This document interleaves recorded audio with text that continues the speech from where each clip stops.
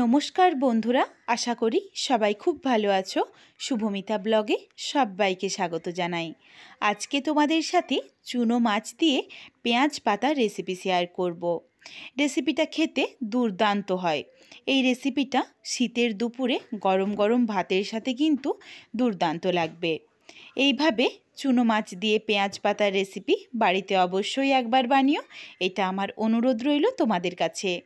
রেসিপিটা কেউ স্কিপ করো না, স্কিপ করলে কিন্তু কখন কোন মশলার অ্যাড হলো বা আমি কিভাবে রেসিপিটা বানালাম সেটা তোমরা মিস করে যাবে, তখন হয়তো খেতে এতটা ভালো হবে না।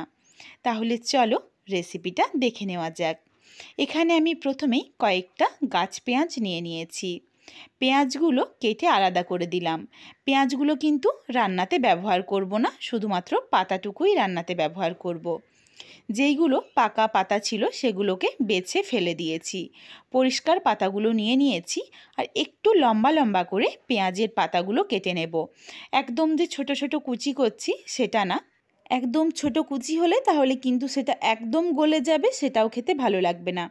ঠিক এইভাবেই পেঁয়াজের পাতাগুলোকে কেটে নিতে হবে। পুরো পাতাটাই কেটে নিয়েছি, তোমাদের এরপর আমি একটু সাইজটা দেখিয়ে দিই। পেঁয়াজ পাতার সাইজগুলো একটু দেখে নাও। ঠিক এইভাবে করেই কিন্তু পাতাগুলোকে কেটে নিও। এরপর আমি কিছুটা পরিমাণে চুনো মাছ বেছে ধুয়ে পরিষ্কার করে নিয়েছি। মাছের মধ্যে দিয়ে দিচ্ছি স্বাদ অনুযায়ী লবণ আর অল্প একটু হলুদের গুঁড়ো। এরপর ভালোভাবে মাছটাকে মেখে এক সাইডে রেখে দিচ্ছি। আর কিছু কিন্তু দেওয়ার দরকার নেই মাছের মধ্যে। পেঁয়াজ পাতাগুলোকে পরিষ্কার করে ধুয়ে ঝুড়িতে রাখতে হবে, যাতে পুরো জলটাই ঝরে যায়, একটুখানিও জল না থাকে। এখানে রয়েছে মাঝারি সাইজের 3টে আলু, সরু সরু আর একটু লম্বা করে কেটে নিয়েছি। কড়াই বসিয়ে দিয়েছি, কড়াই খুব ভালোভাবে গরম করে নিয়েছি। এরপর দিয়ে দিলাম কিছুটা পরিমাণে সরষের তেল। মাছটা ভেজে নেব, এই জন্য কিন্তু তেলের পরিমাণটা একটু বেশি দিলাম। চুনো মাছটা ভাজতে একটু বেশিই তেল লাগবে, আর তেলটা একদম ধোঁয়া ওঠা গরম করতে হবে, নইলে কিন্তু মাছগুলো ভেঙে যাবে। আর কড়াইয়ের গায়ের মধ্যে খুব ভালোভাবে তেলটা আমি বুলিয়ে নিয়েছি, যাতে কোনোভাবেই মাছটা আটকে না যায়। মাছগুলো দেওয়ার সময় চারিদিকে ছড়িয়ে দিতে হবে, এক জায়গায় কিন্তু স্তূপ করে দিলে হবে না, তখনও মাছগুলো ভেঙে যেতে পারে। ভালোভাবে দেখো মাছগুলো চারিদিকে ছড়িয়ে দিয়েছি, আর গ্যাসের ফ্লেমটা একদম হাইয়েতে রেখে বেশ কিছুক্ষণ অপেক্ষা করেছি। এক পিঠটা হালকা ভাজা হয়ে গেছে, এরপর একদম আলতো হাতে উল্টে নিচ্ছি। বেশি নাড়াচাড়া করা যাবে না, তাহলেও কিন্তু মাছগুলো ভেঙে যেতে পারে। আর মাছটা ভাজার সময় পুরোটাই কিন্তু গ্যাসের ফ্লেমটা হাই রেখে ভাজতে হবে। মাছটা দেখো সুন্দরভাবে ভাজা হয়ে গেছে। পরে কিন্তু আবারও আমি একটু অল্প পরিমাণে তেল দিয়েছি, কারণ মনে হচ্ছিল একটু তেল লাগবে। মাছগুলো একদম ঠিক এইভাবে উল্টে পাল্টে মুচমুচে করে ভেজে নিতে হবে। মাছগুলো দেখো প্রত্যেক কটাই গোটা রয়েছে, তোমাদের একটু আওয়াজটা শুনিয়ে দিই। ঠিক কতটা মুচমুচেভাবে মাছটা ভাজা হয়েছে দেখো, আর একটা মাছও কিন্তু ভাঙেনি, গোটা রয়েছে বা একে অপরের গায়ে লেগেও যায়নি। এইভাবে মাছটা ভেজে নিও, তাহলে কিন্তু তরকারিটা খেতে খুব ভালো হবে। রান্না করার পরেও মাছগুলো ঠিক এই রকমই গোটা থাকবে। ওই কড়াইয়ের মধ্যেই আবারও 2 থেকে 3 চামচ পরিমাণে সরষের তেল গরম করে নিয়েছি। ফোড়নে দিচ্ছি শুকনো লঙ্কা আর অল্প একটু কালো জিরে, খুবই সামান্য পরিমাণে। নাড়াচাড়া করে কয়েক সেকেন্ড ফোড়নটাকে ভেজে নিয়েছি। এরপর দিয়ে দিলাম কেটে ধুয়ে রাখা আলু।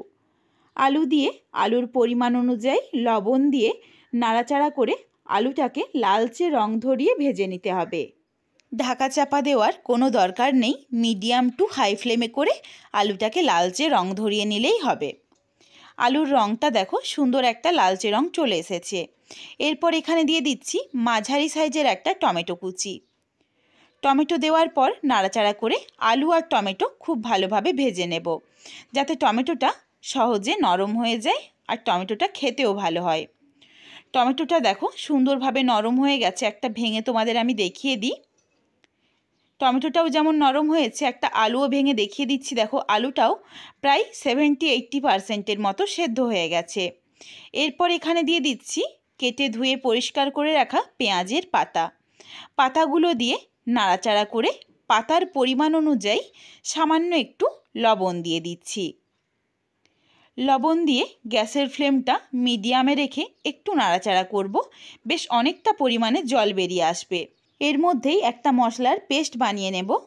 তার জন্য প্রথমেই মিক্সিং জারে দিয়ে দিচ্ছি হাফ চামচ রাই সর্ষে, হাফ চামচ গোটা জিরে, হাফ ইঞ্চ পরিমাণ আদা আর প্রায় 6 থেকে 8 কোয়ার মতো রসুন। আমি যেই রান্নাটা করছি তার পরিমাণ অনুযায়ী আমি মশলাটা দিলাম। এইটুকু মশলাতেই কিন্তু রান্নাটা খেতে সবথেকে বেশি ভালো লাগবে। এর থেকে বেশি মশলা দিলে তখন খেতে কিন্তু একদমই ভালো লাগবে না। সামান্য একটু লবণ আর একটা কাঁচা লঙ্কা দিয়ে দিয়েছি বাটার সাথে, যাতে রাই সর্ষেটা কোনোভাবেই তেতো না হয়ে যায়। একদম মিহি করে মশলাটা বেটে নিচ্ছি। এরপর এইদিকে দেখো পেঁয়াজ পাতার থেকে বেশ অনেকটা পরিমাণে জল বেরিয়েছিল, জলটা অনেকটাই শুকিয়ে গেছে। নাড়াচাড়া করে আরও খুব ভালোভাবে জলটাকে শুকিয়ে নিতে হবে। এই রান্নাটার মধ্যে আমি পেঁয়াজের পাতার ব্যবহার করেছি, এই জন্য কিন্তু আর পেঁয়াজের ব্যবহার করলাম না। তলাতে দেখো ধরে যাচ্ছে। এরপর এখানে দিয়ে দিচ্ছি হাফ চামচ হলুদের গুঁড়ো আর হাফ চামচ ঝালের জন্য লঙ্কার গুঁড়ো। তোমরা যেমন ঝাল খেতে পছন্দ করো সেই অনুযায়ী লঙ্কার গুঁড়োটা ব্যবহার করো। হলুদের গুঁড়ো আর লঙ্কার গুঁড়ো দিয়ে মিশিয়ে নিয়েছি। এরপর দিয়ে দিলাম বেটে রাখা মশলার পেস্ট। মশলাটা দিয়ে নাড়াচাড়া করে ভালোভাবে মশলাটাকে কষিয়ে নিতে হবে। এই সময় গ্যাসের ফ্লেমটা একদম লোতে রয়েছে। সুন্দরভাবে মশলাটা দেখো কষানো হয়ে গেছে আর তলাতে কিন্তু অল্প অল্প ধরে যাচ্ছে। পেঁয়াজ পাতাগুলো সুন্দরভাবে নরম হয়ে গেছে। এরপর এখানে দিয়ে দিচ্ছি জল। জলটা তোমরা ঠিক যেমন ঝোল রাখবে বা গামাখো করবে সেই অনুযায়ী দিও। তবে এই রেসিপিটা আমি এখানে একটু গামাখো রাখবো, বেশি কিন্তু ঝোল করব না, এই জন্য একটু অল্প পরিমাণে জল দিলাম। ঝোলটা ফুটে উঠেছে। গ্যাসের ফ্লেমটা লোতে করে একটু অপেক্ষা করব যাতে ভালোভাবে সমস্ত সবজি সেদ্ধ হয়ে যায়। সুন্দরভাবে দেখো সমস্ত সবজি সেদ্ধ হয়ে গেছে। এরপর দিয়ে দিচ্ছি ভেজে রাখা চুনো মাছ। চুনো মাছ দেওয়ার পর নাড়াচাড়া করে মিশিয়ে প্রায় 2 থেকে 3 মিনিট গ্যাসের ফ্লেম লোতে করে একটু ফুটিয়ে নেব, যাতে চুনো মাছের ফ্লেভারটা ভালোভাবে তরকারির সাথে মিশে যায়। মাছগুলো দেখো 2 থেকে 3 মিনিট পর তোমাদের একটু আমি দেখিয়ে দিচ্ছি, বেশ গোটা রয়েছে, একটুখানিও কিন্তু ভেঙে যায়নি। এর সাথে দিয়ে দিচ্ছি সামান্য একটু চিনি, যাতে টেস্টটা ভালোভাবে ব্যালেন্স হয়। চিনিটা দেওয়ার পর নাড়াচাড়া করে মিশিয়ে নিয়েছি। রেসিপিটা দেখো রেডি হয়ে গেছে। এরপর এটাকে আমি নাবিয়ে নিচ্ছি। এর সাথে তোমরা চাইলে কিন্তু একটু কুচনো ধনেপাতাও দিতে পারো নাবানোর সময়, তবে এখানে আমি কুচনো ধনেপাতাটার ব্যবহার করলাম না। চলো এরপর নাবিয়ে নিচ্ছি। রেসিপিটা নাবিয়ে নিয়েছি। দেখতে কতটা দুর্দান্ত আর লোভনীয় হয়েছে দেখো। গরম গরম ভাতের সাথে এই রেসিপিটা থাকলে আর কোনো কিছু দরকারই পড়বে না। বাড়িতে অবশ্যই একবার চুনো মাছ দিয়ে পেঁয়াজ পাতার এই রেসিপিটা এই শীতে একবার বানিয়ে দেখো। তারপর আমায় কমেন্ট করে জানিও রেসিপিটা তোমাদের কেমন লাগলো। রেসিপিটা যদি ভালো লাগে তাহলে লাইক করো, শেয়ার করে বন্ধুদের দেখার সুযোগ করে দিও। তোমরা যদি এই রকম নিত্য নতুন রেসিপি আরও পেতে চাও তাহলে অবশ্যই আমার চ্যানেলটিকে সাবস্ক্রাইব করে পাশে থাকা বেলটি অন করে অল নোটিফিকেশান অন করে দিও, যাতে আমার প্রত্যেকটা রেসিপির নোটিফিকেশান সবার প্রথমে তোমাদের কাছে পৌঁছে যায়। আবারও খুব শীঘ্রই হাজির হচ্ছি নতুন কোনো এক রেসিপি নিয়ে। পরবর্তী রেসিপি দেখার আমন্ত্রণ রইল। পুরো ভিডিওটা দেখার জন্য অনেক অনেক ধন্যবাদ। তাহলে আজকে আসি, সবাই ভালো থেকো। আবার হাজির হচ্ছি খুব শীঘ্রই নতুন কোনো এক রেসিপির সাথে।